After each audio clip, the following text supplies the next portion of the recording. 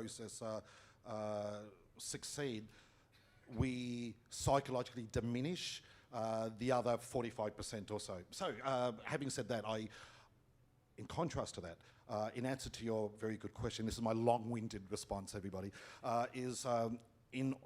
I believe, and I recommend, my procedure recommendation, in order to increase high performance in an organisation, what we actually do is we identify the capabilities, the competencies that we want to develop and embody in our team or our organisation to be successful. Now, success, once again, isn't always winning, particularly in a not-for-profit environment or in education and so forth. Rather, it's about meeting our target outcomes. Once we identify those competencies, we help each participant understand, well, what does that mean?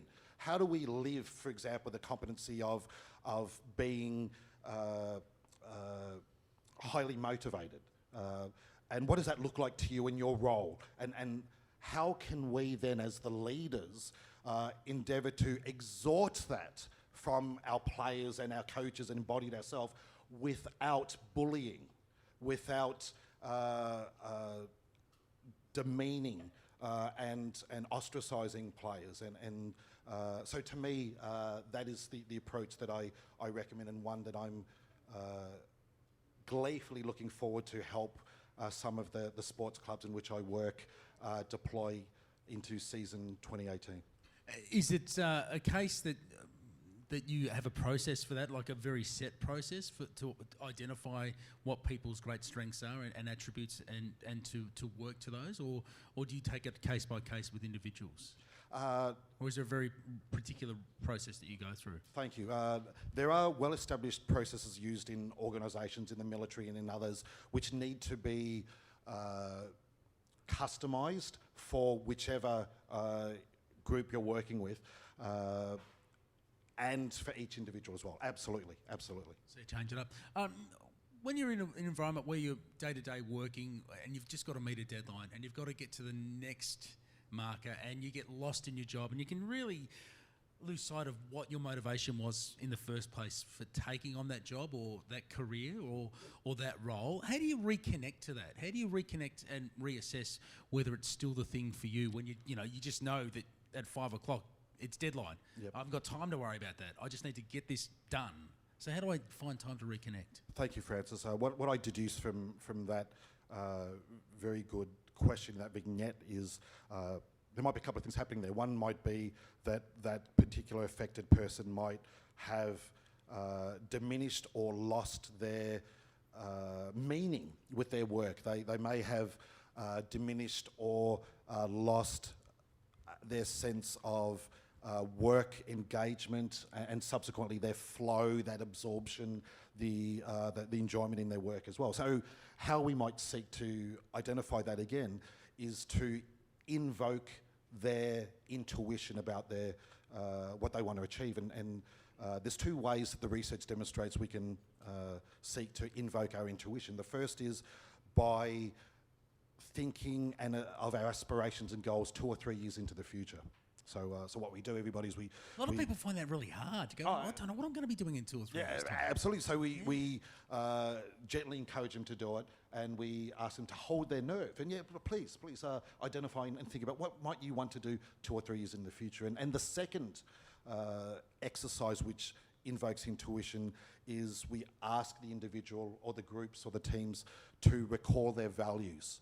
What are their particular values that they find they cherish, particularly with regards to their family, their life, the virtues and the values. And once they undertake those two activities, the research demonstrates their intuition is invoked, which can then help them work towards their particular deadlines and goals. May I continue for a moment?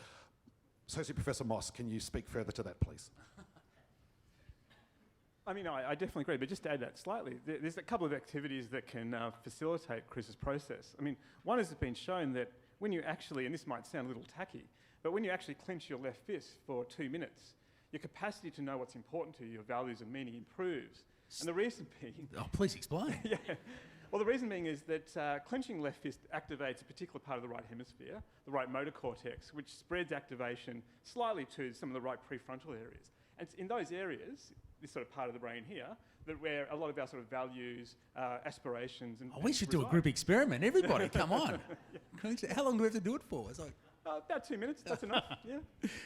And probably secondly is the issue about one of the reasons we're often unsure about what our values and aspirations are relates to the fact that we often feel the need to please others, particularly our family and significant others. And learning how to sort of, in some ways, rebel against their wishes is quite important. There's a series of exercises that can help people do that. It might be sort of mentally imagining, challenging the individuals. It might be learning sort of how to talk to others about your values. But that seems to override this sort of almost unconscious need to please other people and therefore inhibit our own values. So learning to say no. Learning to say no, and that is for a lot of people really confronting as well. Because learning to say no and disappointing people and getting out of your comfort zone can be quite frightening. And there's a power dynamic in saying no, isn't there? You are sort of wresting back a power in a relationship that you might not know what the consequence will be. Indeed. So how do you teach people to do that, to have the courage to do that? There are several ways. One way that I recommend to the audience is we recall a beloved person in your life. So I immediately think of my beloved partner Mia sitting over there, and we endeavour to think about everything that he or she means to us and how they make us feel. And by doing that, and then we progressively move from there to then think of an acquaintance who we enjoy his or her company and how that makes us feel. And then we move from there to perhaps somebody that you work with who you enjoy his or her company, but you don't really mind if you don't see them. And then we progressively move down until that challenging situation where you have to say no.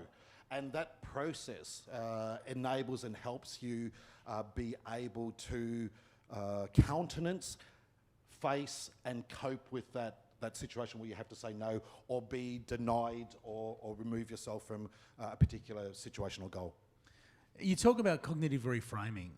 Can you explain what that is and how you can apply that in your daily life that might actually improve your decision making and build a sense of resilience that you can cope with circumstances that might be either beyond your control or might be confronting? Thank you. Cognitive reframing is one of the bedrock techniques of a psychological therapy, cognitive behavioural therapy, and the precise nature in which I recommend it for this book, this handbook, and for the participants is the following. Let me answer that with a little bit of context. When we're faced with difficult stressors, that is situations, people, events, sometimes something about ourselves that causes distress, very often there's a series of physiological phenomena that occur, one of which is the release of a hormone, cortisol, in our blood serum, and that often impairs healing. There's a whole series of other processes that happen. What cognitive reframing actually does is, if we're able to change our thinking about a difficult stressor, where we adopt an orientation of learning, where we see that facing that difficult person, situation or event or something about ourselves can help us develop knowledge rather than focus on an outcome, where we see that difficult stressor, Francis, as a positive challenge to face and develop expertise. Furthermore, where we believe that facing that difficulty is helping ourselves and others. Those of us who are parents, I'm not a parent by the way, those of us who are parents, how often do you face willingly inconvenience, financial difficulties, pain and trauma for your children all the time in a way that you may not have done when you weren't parents? And if we can also think about how difficulties often pass. They're often, not always, but they're often temporary. They're often localised to a particular situation, time of our life or person, and is within our control or influence. Then we can not only cope with difficult stressors, we can face them in a helpful manner, which helps us then change our behaviour or act. And a key there is a lot of proponents of cognitive reframing miss that last element, which is they emphasise the importance of adopting a positive orientation, yet they don't recommend the changing of one's behaviour. And you do need to change and make adaptations to your behaviour. But you better make the right choices when you change. So you make the right choices to change that will improve your circumstance. So that's a key element. What are the elements there that help you make the right choices when you do change? In fact, let me respectfully challenge that, Francis, that, it's okay if we don't make the right choices. That's okay, because once again, coming all the way back and nesting that loop from our earlier conversation, failure is okay. Learning through trial and error is okay as well. So sometimes, we don't make the right choices, yet we make choices. And is that the most important thing, is to make choices? That and our mental health, absolutely. Yeah. Yeah. Mindfulness, you write about in the book as well. It's a phrase that's thrown around a lot these days. But what do you mean by it when you use it? Thank you. Mindfulness is thrown around a lot these days, and helpfully, there is research, sound research into benefits of mindfulness meditative practices. The way that I emphasise mindfulness, because I'm also aware as a psychologist, as an evidence-based psychologist, that some of the claims of benefits attributed to mindfulness are outrageous. It's not a cure-all for... God, no. No, it but is not. But people talk about it that way. So if you can achieve a sense of mindfulness, a lot of your problems will just disappear. That's not how it works. I did use one of the reasons for that is people are enthusiastic. And it's not dissimilar to the zealous enthusiasm of say, a religious zealot as well. Because, of course, if people believe that they want to share that with their friends and so forth. Anyway, coming on back to mindfulness. Mindfulness is a helpful practice in as much as it involves experiential attending rather than musing and analytical thought, which often leads to rumination, which is where we disproportionately focus on negative and troubling thoughts, feelings, and subsequent emotions. So mindfulness can give us respite. It can be a wonderful part of our regime with our positive mental health, yet it's not the be-all and end-all. And I'm fascinated that you write about forgiveness as an important element in the book as well, because it does have religious overtones for many of us who grew up in certain environments. But why is forgiveness important in building resilience and personal growth? Why is that important? Why did you feel you had to talk about that? And thank you. The forgiveness technique that I recommend in our handbook is not a religious one. Rather, it is based on when people feel a sense of being offended against, they hold on to negative cognitions, negative thoughts, and feelings and emotions, and alter and change their behaviour. For example, they might avoid the person or persons from whom they feel that offence. In my work for 22 years as a psychologist, I anecdotally have seen so many people hold on to grudges and break up relationships and working in romantic and personal relationships. And my recommendation for forgiveness is if we can let go and surrender those feelings of being offended against, we can diminish the worry, we can diminish the anxiety, we can diminish, in some instances, depressive type of thoughts, and regain relationships with those people with whom we felt offended against us without condoning their behaviour towards us, without in any way, shape or form diminishing the offence. Rather, we choose to surrender the negativity, because, of course, holding on to negativity only hurts the person who's holding on to that. However, unlike a religious sense of forgiveness of turning the other cheek, for example, we don't let ourselves be offended against. Because if you turn the other cheek as a martial artist, you only get hit on that other side. So you've got to do something about that. Now, before we, Yvette does have a microphone at the back of the room, so we are going to throw it to the floor for questions for Christopher. And if you've got a question, just chuck your hand in the air and identify yourself. Just one last question I do want to ask you. It's sports related.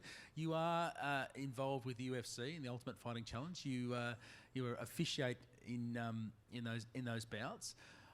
This is purely a sport question. What's it like when they close the cage door and you're in there with the combatants? Because, as you said, it's something pretty primal.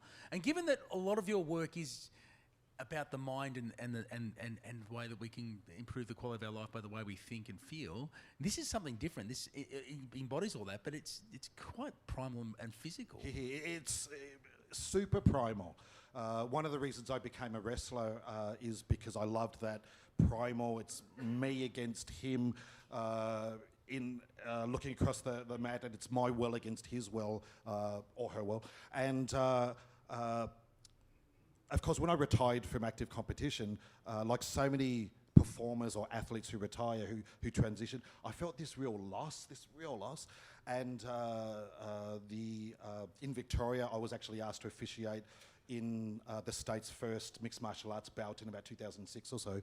And then I've kind of been swept along with the growth of the sport of mixed martial arts and was absolutely blessed and am cock-a-hoop about officiating for the Ultimate Fighting Championship. Anyway, so being in the cage when it's locked as the third person when I referee is absolutely terrifying. One, particularly the UFC, because it's allegedly screened live to 26 million people. There's an enormous amount of gambling that goes on that event as well. And knowing that apart from the prowess of the combatants, it's up to me to make a decision where one opponent is unable to continue. And so there's an enormous amount of pressure.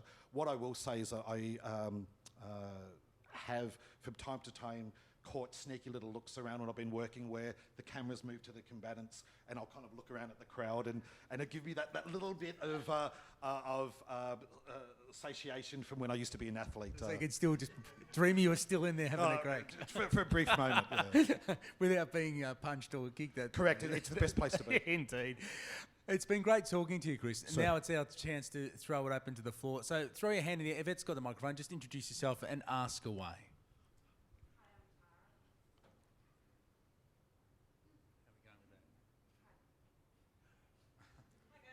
Hi, Tara. Thank you, Christopher. That was... Anyway. I think it might be... Just ask you quick. Stand up and ask me a question, Tara. Thank you. That was fascinating, Christopher, and really super practical. One of the things that gets me about resilience, maybe similar to mindfulness, is I feel it's a little bit of a buzzword, particularly around raising entitled children of this era. And what confuses me in the workplace and around resilience is that link between emotion, being honest with your emotions, feeling your emotions, and this sort of desire, perhaps maybe in corporate Australia, to just sterilize everything, regain composure, don't show that you're feeling anything, and that to me doesn't feel like, that feels like pushing it down and unhealthy. Hi, Tara.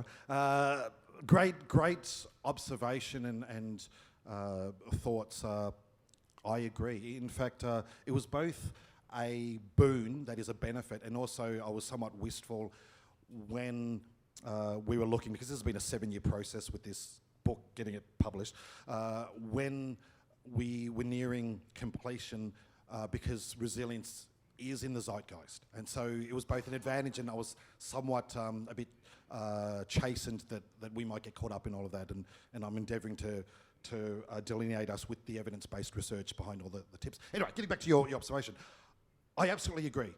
In fact, consistent with our earlier discussion, everybody, about how failure is important, so is loss, so is grieving.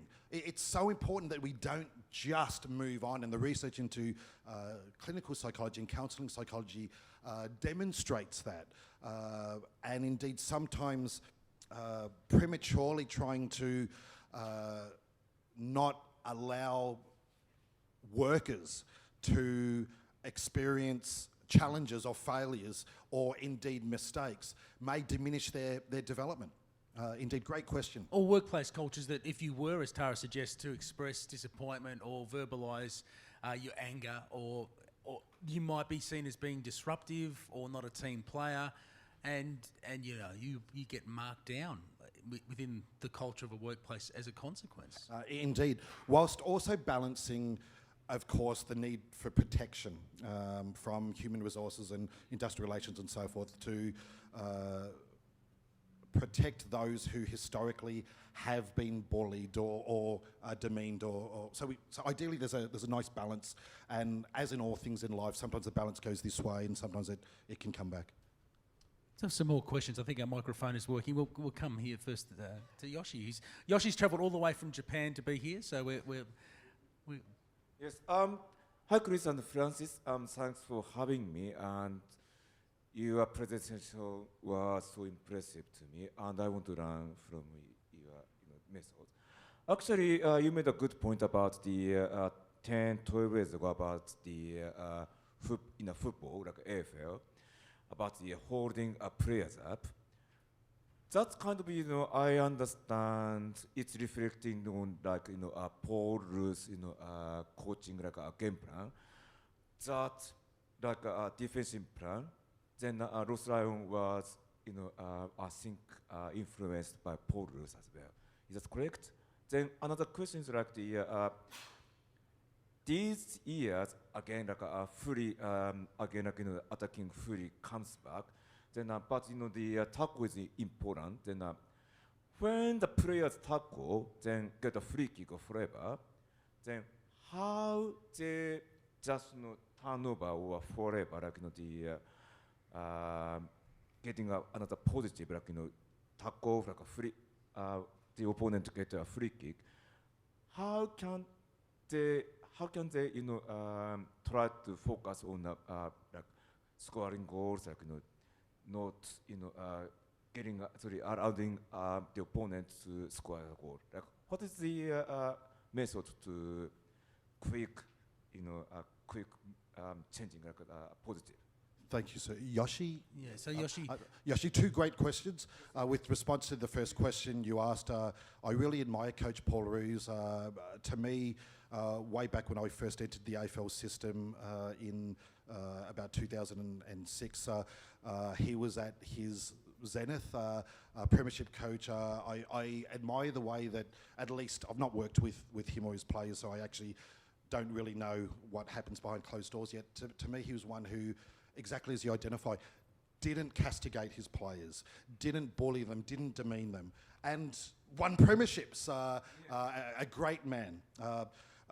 Secondly, I'm glad you asked about tackling, if people heard that second question, because of course I'm a tackling coach, and your question is, well, why don't people focus on tackling more, where they focus on the kicking goals and so forth? And absolutely, tackling is super important in Aussie rules football, and it's so important for people to be able to tackle with intent and impose their will. And looking at Richmond this year, a good friend of mine, Greg Clayton's, has been their grappling and boxing coach, and I will try to, in a self-serving manner, draw a little bit of involvement here that before the start of the pre-season last year, Clanger asked me to share some knowledge with him. So I believe I'm directly responsible for Richmond winning the premiership, just quietly. And you would have had a million other people correct, claiming but I'll take it and winks. I'll look to apply the same thing next year, of course. Tackling is super important. And the great thing about tackling is it's 50% mental and it's 50% technique. And so many outstanding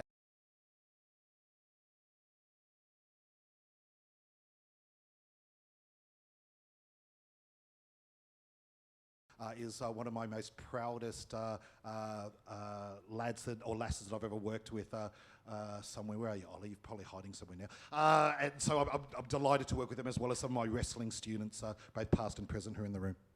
Thanks for your question, Yoshi. I think this gentleman here's got a question, and then we'll come over to this side of the room as well. Hi, Christopher. Christopher does a lot of work with me in my business, and I've coached footy as well, so it's a bit tied in with everything. It's really good. Can't help me with my golf game, unfortunately.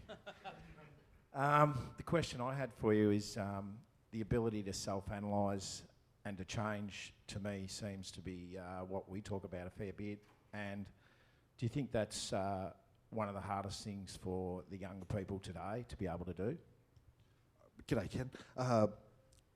Since you've now, let me check, given your consent that you are my clients publicly, may I talk just to, okay, good. Absolutely,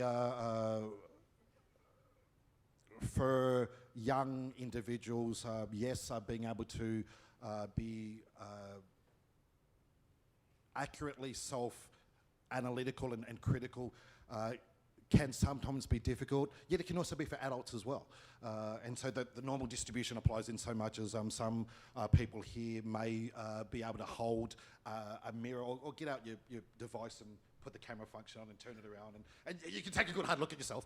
Or others may not be able to do so. Suffice to say that one's ability, and you've beautifully embodied this, Ken, one's ability to be able to, with feedback in a helpful and safely facilitated manner, be able to analyse development areas and then work on those in a process, and also leverage from your strengths is a super helpful process for anybody. Absolutely, Ken, and thank you so much for being a delightful client. One of my most admired and valued, and my invoice will be in the mail. I think we've got a question. Hi, my name's Chantel, and Chris is actually my wrestling coach as well. So how do you define the difference between mental toughness versus mental strength? Because I see mental toughness being something more in the moment, whereas mental strength has more longevity over time. Or do you see there being a difference? G'day, Chantel. By the way, Chantel is not only currently going through selection for the Commonwealth Games in 2018 in the sport of wrestling. She's also an Indigenous Australian and a mother, and I'm very, very proud of her, as I am with all my wrestlers. Chantel, great question. What you're talking about there is the difference between acutely applying techniques or principles or mindset to a more longer, all-pervasive, efficacious, helpful way of thinking. That dichotomy is a nice one, that perhaps mental toughness is what we apply in a moment, and we can evoke that through using techniques and principles and so forth. And a general orientation of resilience may be described and categorised as mental strength. I think that's very helpful. I think a question here, then we'll come to this gentleman here. We'll just sort of work the microphone. Hi, Chris. Hi, Chris. Luke Battistello speaking. Just back to resilience. So, is just a question on resilience. Are you born with resilience in terms of, let's say, like flexibility or natural strength, or is it environmental? Is it something that you have to practice over time? So just some thoughts on those two aspects. I'll add to this briefly, then throw over to Simon with regards to the research. My accrued observation from seeing tens of thousands of performers and patients and clients is it's both. There are some of us who seem to have a predisposition of being mentally tough, Luke, of being resilient, of being able to, even as youngsters, if you take identical sibling studies demonstrate vast differences in the personality and the temperament of identical siblings in similar situations. So some will likely have more innately exhibited mental toughness and resilience, and others, and including those that have the innate mental toughness, can develop and accrue the propensity and ability to be resilient and mentally tough, which bodes well for our students. We might head over back. G'day, Chris. Gary. G'day, Gary. Hey. Oh, good to see you, mate. So my question is relating around fear. In terms of, in your experience, what kind of priority does it take when you're individually selecting people and identifying their capabilities for performance? What about their propensity for fear? Because if we're talking about failure in society, a lot of people, the stories that they tell themselves, it's the potential impact of their failure is a lot worse than what actually exists. So identifying what their fears are and the stories that they tell themselves, how early does that happen in the process? How important is that to developing their resilience and courage, do you feel? Thank you, Gary. Fear, which can sometimes include trepidation, it can include worry, it can include other indices of distress, is anecdotally and in my deductive reasoning absolutely important. I'm not aware of any research specifically into fear. Of course, I'm aware that there is research. I'm myself not aware. I am aware that there's been much research done, especially in environments such as emergency services, military, law enforcement. Can I just throw Simon raising an eyebrow? Are you aware of anything? Yeah, I wasn't meaning to raise an eyebrow. I mean, I suppose, as you said, there is the innate element and there's the part that develops as we grow. The innate element mainly affects how much you respond immediately to a stressful event. So, for example, the best way of determining the innate element of fear is to go behind someone when they're not watching and pop a bag. And if they jump like crazy, they have a gene that makes them more susceptible to fear. But actually, that gene doesn't necessarily increase the likelihood of fear if it's also complemented with a very supportive parenting when they grew up. So essentially, people differ in terms of how much their parents were very supportive when problems arose to parents who are a little bit inconsistent. And we know that if people grow up with very inconsistent parents, they don't really feel almost unconsciously they're going to be helped when a problem arises. So their fear tends to amplify over time. Whereas people who grew up with very supportive people who help them straight away, they tend to diminish their fear very quickly. But fortunately, I don't want to go on, but that doesn't mean you can't change. And it turns out that if people spend a lot of their time trying to look for the happy people, the supportive people around them, so whenever they walk into a room like this and they immediately direct their attention to people who are supportive, then naturally they sort of notice that support over time, and they have this unconscious feeling that they'll be assisted when problems arise, and their fear dissipates very quickly as a consequence. So when you're talking about supportive environments, the sporting club, it's the culture that is instigated and perpetuated that allowed them to perform. And so 360-degree feedback in that kind of environment would be much more beneficial than it would be to someone who had an element of waiting for the other shoe to drop. I think that's true. And I think that, generally speaking, one of the problems with the sporting environment is that people are evaluated for issues and behaviours that they can't control. And because of that, they feel they might be sort of punished and unsupported quite unexpectedly. Whereas an ideal sporting environment is one where people are only evaluated for what they can control, which is usually their effort and so forth, not for issues that really are sort of beyond their capabilities. We've got a question from this gentleman here. Thank you. Chris, Michael Holmes. Nice to G'day. see you again. Simon. Great interview, Francis, by the way. Chris, just looking at the resilience piece amongst children and how that develops, and of course it develops over time, a long time. Noting your point to Tara over there about the need for grieving and the need for experiencing loss and how that assists us to continue to build resilience. I'm wondering what the research tells us about the lack of opportunity for younger kids in, say, the AFL, and knowing your intimacy with the AFL, the lack of scoring at the lower levels, what that does to their building of resilience or otherwise. G'day, Mike. I'm not aware of any specific research myself. However, what I will say is, by the way, with regards to fear in a sporting environment, with Gary's question earlier, I was at the Western Bulldogs when Rodney Eade was head coach, and there's a reason he's nicknamed Rocket, by the way, and saw quite a fearful environment. Anyway, Michael, I've forgotten your question now, sir. Shielding people from failure. And it's really interesting that you bring this up. I'll give you an example of how this works, because it happened with my daughter when she was little as well. And this is an extension of what you're talking. No scoreboard, no win, no losers. But also, when Evie fell over for the first time on a basketball court, I sat there and watched, and she was hurt.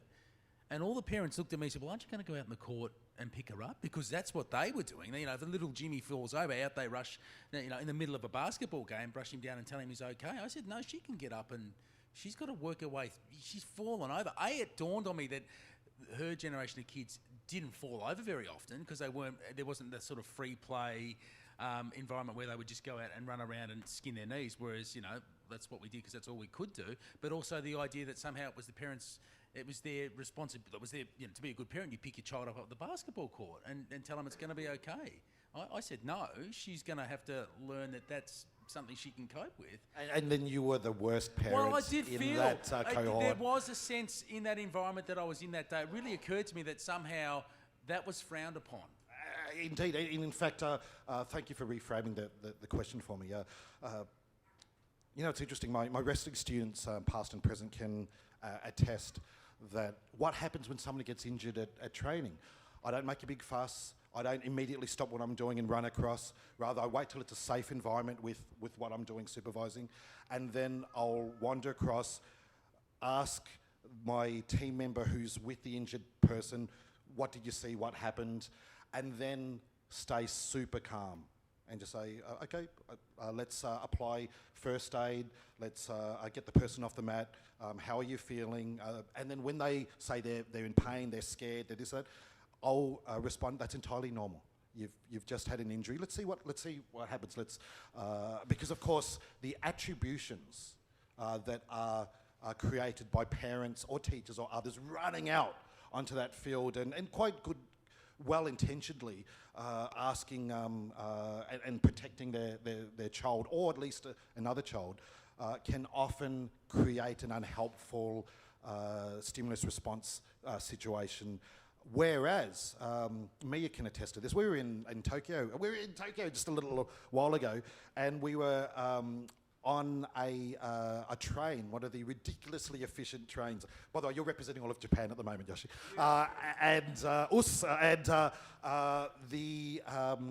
We saw this tiny little Japanese schoolboy, like this ridiculously young schoolboy on the train by himself, and he fell over. And with quite a thud, which is why we were looking the other way, heard a thud, we looked over and the little boy had fallen over. And we looked over to say, is someone going to help the lad? And the kid just picked himself up, kind of brushed himself off, you know, that real samurai warrior spirit, and went on it. And we just kind of deductively, in that one anecdote, deduced, wow, you know, that's the difference in culture there, of not that protection. And so I'm making a wild deduction based on one situation, of course. Yeah. But it's an example of that the resilience has to be learned and the self-reliance has to come. Well, it can be learned. Yeah. It can be learned, absolutely. It should be learned. My book is based on that, absolutely. Well, I think we've got time for one more question. Hi, Chris. G'day, Les. You spoke before about cognitions and behaviour. So, if we have someone who has a very short amount of time and energy to meet criteria, they're about to be selected, they're sitting for an interview, something's coming up. Where should the emphasis go? On learning new behaviours quickly and reinforcing them in the fake it till you make it kind of thing, in the belief that cognitions and affect will follow along like a cyclist in a peloton, be dragged forward? Or should we go the other direction and work really hard on changing cognitions and the effect that follows, in the belief that if you don't do that first, any behaviours that then follow are ephemeral and temporary and you can't rely upon them? I think you know the answer to this, Les. How much time does the person have? A few days is Les's answer. Yeah, that's a Dorothy Dixon. What I would say to that individual or athlete,